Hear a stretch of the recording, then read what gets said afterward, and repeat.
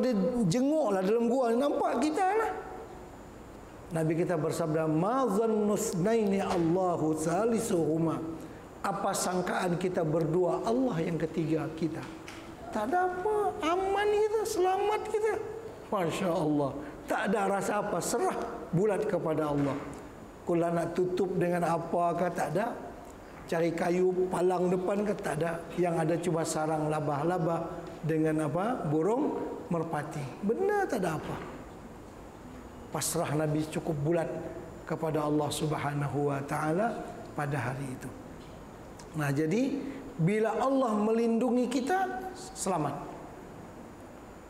Pintu tak ada, kunci tak ada.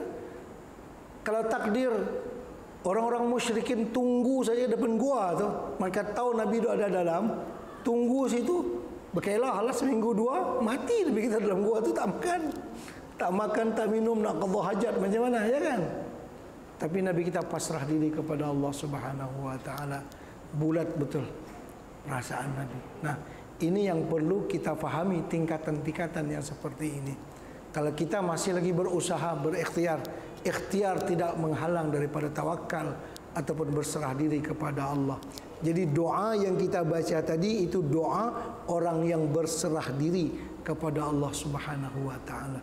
Cuma tingkat berserah dirinya itu yang mana satu kita? Apakah masih kelas 1, kelas 2 atau kelas yang paling tinggi? Yang kita baca, sitrul arsy masbulun alaina. Tutupan arasy meliputi kita. Artinya Allah memelihara kita. Bagaimana yakinnya Nabi pada waktu itu, pasti Allah memelihara kita. Masya Allah. Dia orang kafir Quraisy ni, dia ada satu ilmu. Ilmu dia namanya ilmu qiyafah. Ilmu tu zaman sekarang ni banyak tak tahu. Ilmu qiyafah ni ilmu mengesan bau seseorang. Seperti anjing apa? Anjing dadah tu. Dia tahu kalau kita bagi selendang ni, dia cari saya sampai jumpa lah. Dia cium tang mana. Dia tahu nak membezakan antara sesuatu yang lekat di badan saya, kan begitu. Dia tahu. Abu Jahal ni, dia tahu ilmu itu. Kan Abu Jahal tu, kita orang Islam saja bubuh ke dia Abu Jahal. Bapak bodoh, dia bukan bodoh, dia cerdik. Kalau orang Quraisy panggil dia Abul Hakam, bapak hukum, bijaksana. Siapa yang kita panggil dia Abu Jahal, bapak kebodohan? Karena dia tidak menerima Islam sebagai cara hidup dia, tak terima agama Islam. Padahal otak Abu Jahal untuk berniaga, untuk apa-apa, pandai dia, luar biasa. Termasuk ilmu qiyafah. Ilmu qiyafah itu ilmu mengesan bau Nabi, bau orang. Kan kalau kita tengok geografi, kan kota Mekah dengan Madinah, Madinah itu di utara dari Makkahul Mukarramah, di sebelah utara. Gua Sur itu di sebelah selatan Mekah. Sepatutnya kalau nak pergi ke Madinah Nabi kita, tak payah undur ke selatan, langsung ke Tanaim, langsung naik ke Madinah. Nabi kita pun pandai dalam strategi supaya musuh cari tak jumpa. Gustan dulu, turun dulu ke selatan, nanti bila orang dah tak cari, dah reda sikit 2-3 hari, baru Nabi kita belah naik ke sebelah utara. Ya kan, itu cara Nabi. Tapi Abu Jahal bukan kurang pakar dia. Dengan ilmu qiyafah tadi, dia kata Muhammad mesti ke sini. Ni aku cium baunya, dia sini. Dia kona kanan, dia kona kiri, dia ini, dia begini. Sampai ke Gua Sur. Kaki Gua Sur tu kalau kita mau naik ke atas, yang pernah biasa di Mekah lah, 2 jam kalau kita jalan kaki baru sampai ke atas. Tapi Abu Jahal boleh tahu, ni bau Muhammad masih ada ni.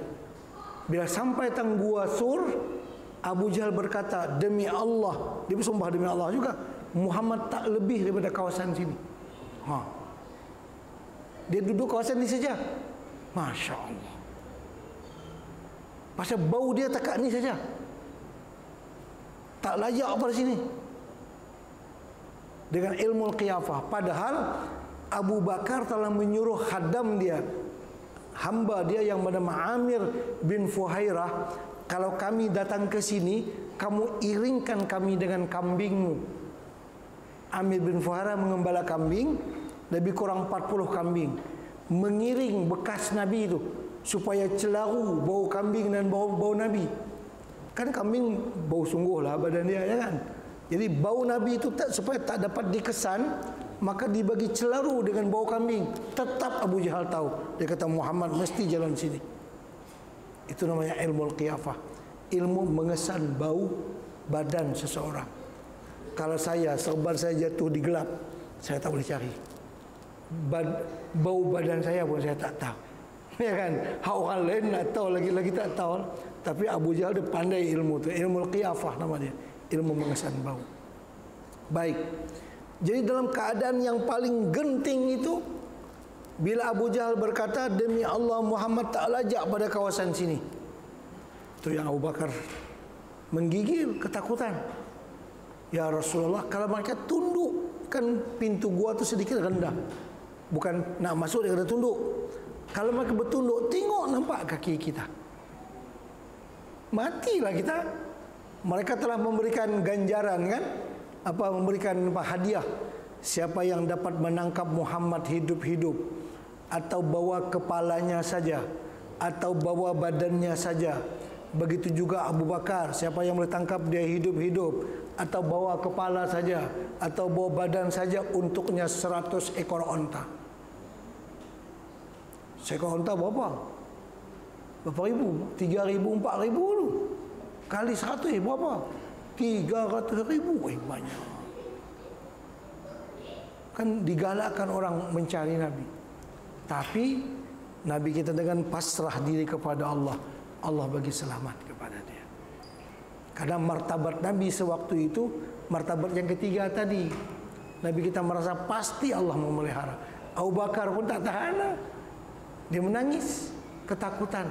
Maka dirakamkan dalam Al-Quran, la tahzan innallaha ma'ana, jangan takut, Allah bersama kita. Masya Allah, Nabi kita tenang-tenang saja. Kalau berasa apa, tak ada, tenang saja. Abu Bakar ketakutan. Kenapa? Karena Nabi kita merasakan sitrul arsy masbulun alaina, pemeliharaan Allah telah meliputi kita. Selesai sudah. Wa ainullahi naziratun ilaina, pandangan Allah terarah kepada kita. Maksudnya rahmat Allah. Allah bukan punya mata macam kita, kan, tu maklum semua. Bihaulillah la yuqdaru alaina, dengan kekuatan Allah, la yuqdaru alaina, tidak ada siapa yang kuasa mengalahkan kita. Takkan ada siapa yang melumpuhkan kita. Wallahu min waraihim muhit, bahkan Allah yang mengepung mereka. Bal huwa Qur'anun Majid, tapi dia adalah Qur'anun Majid. Maksud Quran itu kenapa disebutkan di sini fi lauhil mahfuz? Karena Quran itu terpelihara. Mukjizat Al-Quran, dia kekal dan dia tidak berubah. Satu alif pun tak bertambah, satu ba pun tak bertambah, mulai zaman Nabi sampai hari ini. Kalau ada mana-mana percetakan nak cetak Quran terlebih satu apa semua, mesti orang tahu. Karena itu kawalan-kawalan secara praktik kan mesti ada izin daripada Kementerian Dalam Negeri. Nak cop Quran tu dia ada kebenaran, ada panel pentashih, tak boleh sembarangan. Itu usaha zahir, padahal Allah Subhanahu wa taala telah menjamin, inna nahnu nazzalna dzikra wa inna lahu lahafizun, kami yang menurunkan Al-Quran dan kami yang menjaganya. Memang dijaga oleh Allah Subhanahu wa taala. Takkan mungkin musuh Islam menghilangkan Al-Quran dari kaum muslimin, tak mungkin. Mungkin genting sedikit boleh, tapi hilang langsung tak boleh. Dia bergelombang boleh, kadang-kadang ada kegentingan sedikit, lepas tu dia kembali. Kalau kita tengok sejarah Malaysia, sejarah kita sendiri, di tahun 70-an 80-an sudah ada usaha untuk menidakkan tulisan Jawi, ya kan? Masa tu ada generasi yang tak hati tulis Jawi ini, ya kan? Zaman tu Menteri Pendidikan masa tu dia tak nak ada tulisan Jawi, dia hilangkan, ya kan? Itu genting lah sedikit kita. Tapi hari ini macam mana? Kembali Malaysia kepada Jawi, surah khabar pada Jawi, ya kan? Dia Jawi itu konteks dia Al-Quran. Orang yang boleh Jawi dia boleh Quran, itu maksudnya. Jadi takkan berterusan usaha itu mesti diganti oleh orang akan kembali kepada Al-Quran. Kalau kita lihat tahun 70-an 80-an, yalah, orang perempuan yang pakai tudung nih, yang pakai mini telkung nih, yang pakai jilbab lah kita kata, sangat sedikit. Kadang-kadang ustazah di kampung pun dia pakai itu saja lah, pakai apa namanya tu, macam ada tu, kira ustazah dah di kampung tu tahun 70-an, ya kan? Terbojoi dia punya rambut nampak macam tu. Tu kira ustazah lah tahun 70-an, awal 80-an, kan macam tu. Sekarang Masya Allah, tengok saja di pejabat, bila ada 10 orang perempuan, insya Allah 8 yang pakai tudung. Paling-paling ada 2 lagi. Kalau dulu, Allah, tak ada. Itulah mana bagaimanapun usaha mereka menidakkan Al-Quran, Al-Quran mesti kembali. Dia mesti bertahan.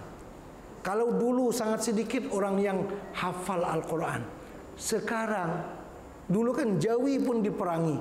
Sekarang ini ma'had tahfiz lah, Masya Allah, macam cendawan. Gata-gata tempat tu ada. Bukan sedikit orang yang hafal Al-Quran. Umat Islam ditelanjangi, umat Islam diperangi dengan media elektronik, media bercetak, itu ini, surat kabar dan sebagainya. Kalau kita nak baca yang itulah, tengok pengaruhnya, habis dah umat Islam ni semuanya membuka auratnya. Tapi hari ini lebih banyak yang pakai tudung daripada yang tak pakai. Amerika kempen memburukkan wajah Islam. Islam ni teroris. Ya kan begitu kan dia kempen. Dia tak menjadi. Mereka tak sukses. Justru terbalik. Di barat sekarang gelombang orang yang masuk Islam bertambah banyak. Dia bayangkan macam mana? Lagi dikempenkan anti dia, lagi dia kuat. Ini rahasia Allah memelihara Al-Quranul Karim. Itu maknanya. Jadi kita nak diri kita ni dipelihara seperti Allah memelihara Al-Quranul Karim. Walaupun dicabar, walaupun diganggu, walaupun dia apa, tapi dia tetap wujud dan tidak akan berubah. Budak-budak kecil umur 10 tahun, 12 tahun banyak yang sudah hafal Al-Quran. Sebahagian besar Al-Quran sekarang ini. Walaupun dahulu ada gentingnya, tapi sekarang kembali kepada penghayatan Al-Quran. Al-Quran dihafal di budak-budaknya. Kalau Injil, pendeta dia pun tak hafal. Syarah kita Injil tak ada. Kalau kita tengok tafsir Al-Quran, berapa lemari, mulai tafsir At-Tabari, tafsir Ibn Katsir, tafsir 2-3 almari lebih, itu banyak sangat. Kalau Injil dia tak ada tafsir dia, penjagaan tak ada, quality control dia tak ada. Tafsir itu dia sebagai quality control supaya jangan tersilap faham. Dia menjaga teks dia dengan hafalan, menjaga fahaman dia dengan tafsir. Kitab tafsir itu menjaga fahaman supaya Al-Quran jangan menyeleweng difaham daripada yang sebenarnya. Maka ada pentafsir daripada para ulama. Kalau tahfizul Quran menjaga teks dia. Kita budak-budak umur 15 tahun kalau di Arab, di India, Masya Allah, tabarakallah, di tempat kita pun luar biasa. Orang yang hafal Al-Quran luar biasa, sangat banyak. Karena janji Allah, inna nahnu nazzalna dzikra wa inna lahu lahafizun. Nah, kita nak bersempena bila kita baca bal huwa Qur'anun Majid fi lauhim mahfuz fallahu khairun hafiza. Allah lah sebaik-baik yang memelihara. Dia pelihara Al-Quran, dia pelihara kita. Maksudnya kita akan dipelihara oleh Allah. Itu mengambil sempena daripada itu. Wa huwa arhamur rahimin. Jadi teks itu teks untuk pemeliharaan. Bila kita baca, mestilah dengan perasaan kita pasrah diri kepada Allah. Pasti akan ditolong oleh Allah. Wa may yatawakkal 'ala Allah fahuwa hasbuh. Barang siapa berserah diri kepada Allah, Allah akan mencukupkan dia. Allah akan mencukupkan dia, Allah akan memadakan dia, memelihara dia. Jadi kita memohon daripada Allah supaya kita dipelihara seperti dipeliharanya Al-Quran. Kalau ada siapa baca tak kena pun ditegur. Dalam sembahyang kalau imam yang salah, tegur. Makmum tegur di belakang. Tak boleh salah. Ya kan? Salah tulis pun ditegur. Mesti ada pengawalan yang ketat tentang Al-Quranul Karim. Di segi bacaan dan di segi macam bacaan, tulisan, fahamannya, maknanya dikawal oleh Allah Subhanahu wa taala. Jadi kita nak mendapatkan kawalan yang seperti itu. Itu yang jadi disebut bal huwa Qur'anun Majid fi lawhin mahfuz fallahu khairun hafizah wa huwa arhamur rahimin. Baik, selanjutnya, inna waliyallahu alladhi nazzalal kitab wa huwa yatawallas salihin. Inna waliyallah, sesungguhnya yang menolong aku ialah Allah. Kalau Allah sudah menolong kita, Masya Allah, ada siapa yang akan dapat mengalahkan kita? Tak ada. Inna waliyya, sesungguhnya penolong aku Allah. Inna waliyallah, yang menolong aku ialah Allah. Alladzi nazzal kitab, Allah yang menurunkan Al-Quran. Al-Quran dipeliharanya dan aku juga dipeliharanya. Itu maksudnya. Inna waliyallah, sesungguhnya penolong aku ialah Allah. Alladzi nazzal kitab, yang menurunkan kitab Al-Quran. Wa huwa yatawallas salihin, dan Allah pasti yatawalla, memelihara orang yang saleh. Allah pasti memelihara orang yang saleh, bukan setakat dirinya, sampai kepada keturunannya, zuriatnya dipelihara oleh Allah kalau seseorang tu saleh. Karena itu kalau kita nak supaya anak kita menjadi anak yang saleh, pak ni kena saleh dulu, baru anak kita dipelihara oleh Allah. Kalau kita taksir, kalau kita cuai, anak kita pun akan cuai juga. Kalau suami itu menipu istri, istrinya akan menipu dia. Begitulah. Jadi kebenaran bermula daripada dalam diri kita. Bila kita saleh, anak cucu kita